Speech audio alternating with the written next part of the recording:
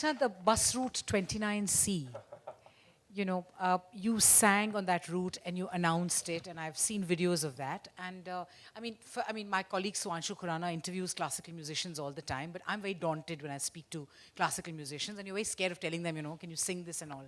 But you go on a public bus and you sing.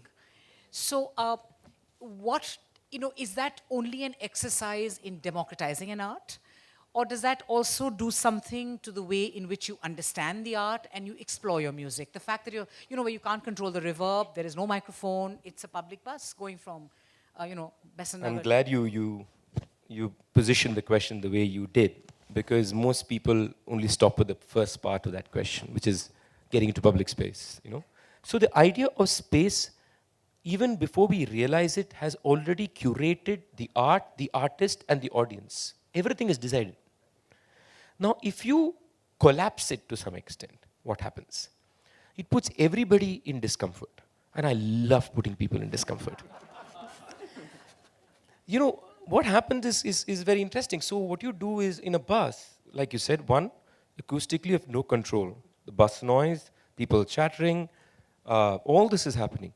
But more than anything else, two things are happening. One is for the people coming in, this is like, wow, music in the bus, you know, it's very interesting.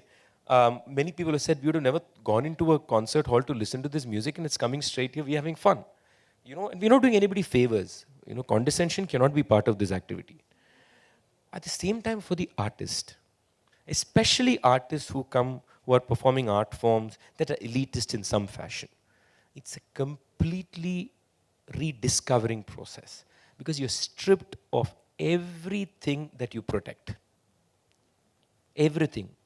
Your stage is gone, distance from the audience is gone, the mysticism is completely collapsed. Because that's our most prized possession, by the way. No, I agree. We're all victims. Our mysticism is our most prized possession, which is why we have artists who already walk with their hands up half the time like this. You know? So,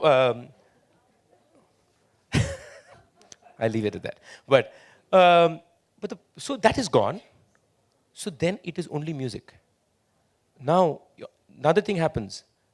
If I usually know my audience, right? Here the audience may think my music is the worst thing in the world. They're going to hate it. They may boo me. Now, all these are frightening things. Let's be honest, it's very frightening. On the first day in the bus, even for me for 2 seconds, I'm like, oh God, what's going to happen here? You know? But if you go through that experience, it changes your understanding of your own art, of space, of what it means to be involved, what is appreciation, how does a person who is completely alien to this culture receive your art, and it also opens you, very importantly, to rejection. Art must be frontally open to rejection, not this critique type of rejection. That's cultural acceptance that leads to a kind of criticism.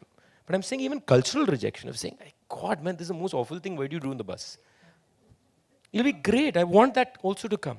So all this, every artist who has sung on the bus or performed on the bus, irrespective of the form, have come out saying, my God, this is what an experience it was.